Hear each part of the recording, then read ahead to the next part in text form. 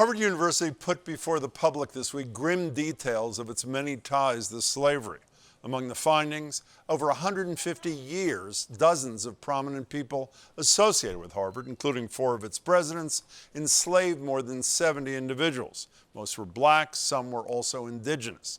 According to the report, some worked and lived on campus, where they cared for Harvard presidents and professors and fed generations of Harvard students. Additionally, a significant portion of the school's money in those early days came from donors who profited from slavery into the 19th century. And several of those slaveholders and benefactors with slavery ties are memorialized across the university today. The report also lays out the central role that several key leaders at the school played in propagating so-called race science and eugenics theories that white Americans used for decades to justify the enslavement and marginalization of black people. Today, Harvard's museum collections still hold many artifacts related to those activities, as well as the remains of at least 15 individuals of African descent who may have been enslaved, 2 of whom also had indigenous ancestry. And again, that's just some of what's included in the 130-page plus report compiled by a team of faculty and student researchers appointed by Harvard President Lawrence Bacow in 2019. The report also comes with several recommendations, which Bacow is committing $100 million to implement. I'm joined by Robin Rue Simmons, who led the passage of the first government-funded reparations program in the U.S. in Evanston, Illinois. She's the founder and executive director of FirstRepair, a nonprofit organization that informs local reparations on a national scale and serves on the National African American Reparations Commission. We're also joined by Lee Pelton. Lee's the president and CEO of the Boston Foundation, which has spearheaded its own series of conversations on reparations. I should also note that Lee's on the board of trustees here at GBH and is a Harvard grad who previously served on the board of Harvard Overseers and on several councils and committees related to Harvard's activities. We also invited representatives from Harvard to join us, but they declined. Lee, good to see you. Robin, really good to meet you. Thanks for being here. Thank you. It's good to be here. Robin, good to see you. Robin, starting with you, what's your quick reaction to what you read about Harvard?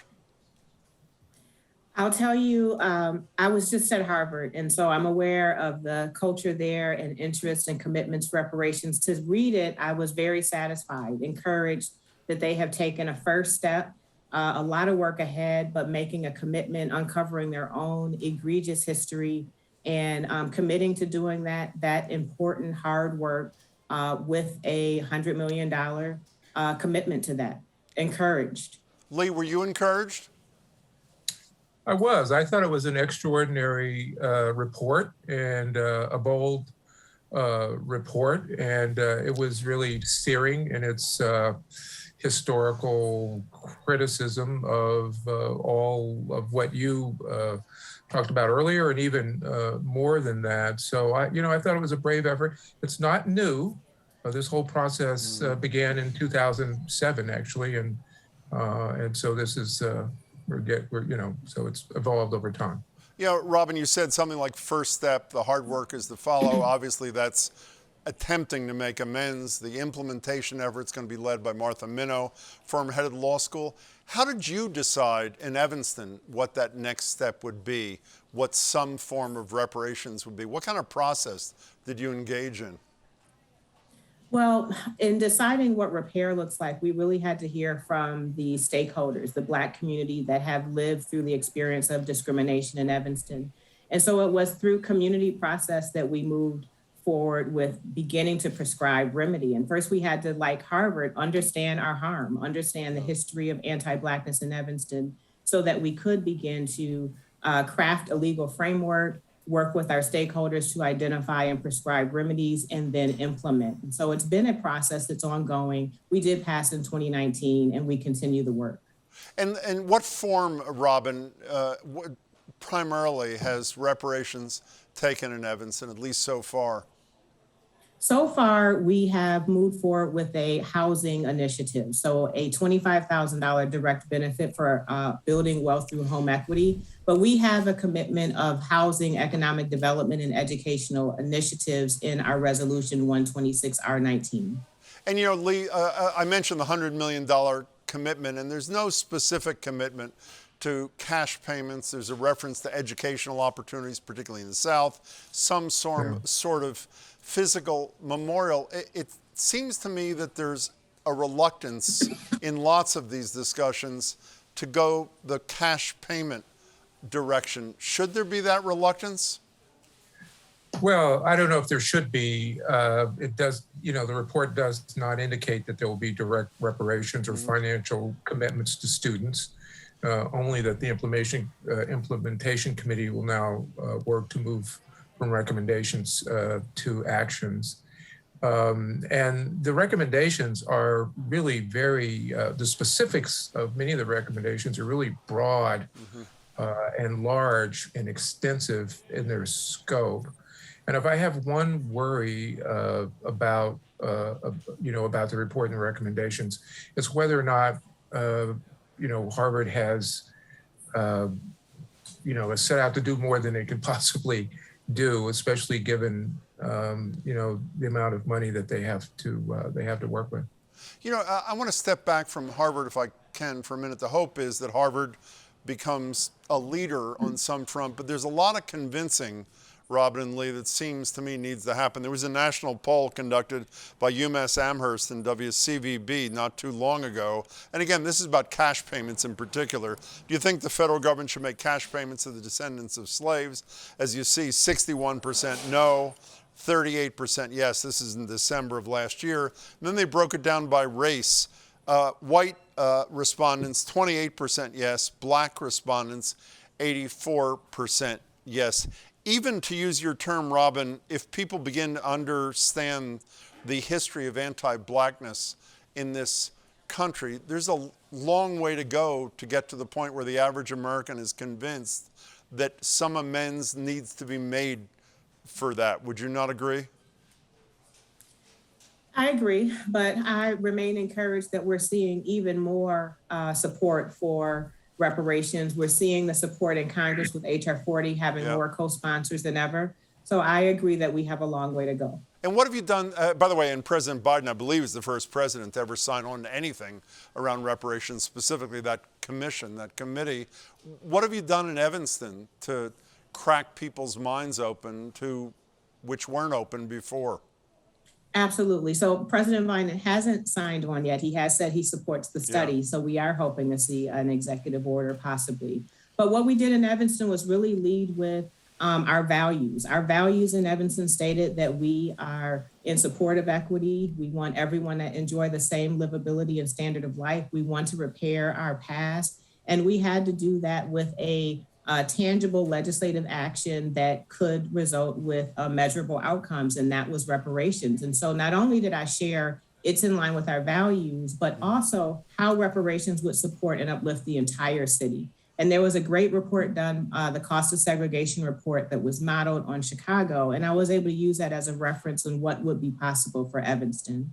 Lee, I know you're engaged in this discussion intensely in the Boston Foundation. I'm almost embarrassed to say these words, but this is what one hears from, I think, the no's on these polls is, what do I have to do with this?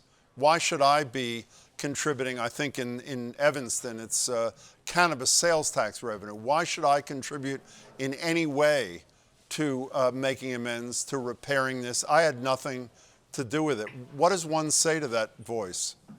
Well, first of all, the first thing to say, and I know Robin knows this very well, that reparations can take many forms. It could be rehabilitation, restitution, compensation, a kind of reconciliation like in South Africa many years ago with the guarantee that these harms will never be repeated. But the first thing that one must do is to acknowledge the structural, systemic sources that led to these inequities that many folks, especially folks of color, still labor under today. And so I think, so what we need to remind people, this is not personal. This is not about you. You're not at fault here. This is about that we got here. It's not by accident. It is not by accident. And so this is the nation or organizations responding to national acts racism and racialized discrimination. You know, in terms of making the connection, I think I didn't mention this in the summary of the Harvard's findings. I thought one thing that was very helpful, Robin, was they mentioned that the legacy of slavery at our school, meaning at Harvard, continued into the 1960s. I may have the numbers slightly off, but they talk about 9 black men being in the freshman class of 1,200, and they go on to say, and that number 9 is pathetically small, those are my words, not theirs, is much higher than the number in the prior several decades. That's pretty powerful stuff, isn't it? Absolutely. And we know that, although there have been laws that have been outlawed, we still see the legacies of slavery that are being passed down in contemporary and modern forms of anti-Blackness. And so it is powerful that they have dug into their own history and are being transparent. And I hope that other institutions will follow their lead. Lee, I only have a minute or so left for each of you. I think that's a really important point. The legacy in 2022, I think if you were to stop the average person in the street, I'm not sure they'd be able to identify it. Can you identify it a bit for them? The legacy of slavery today.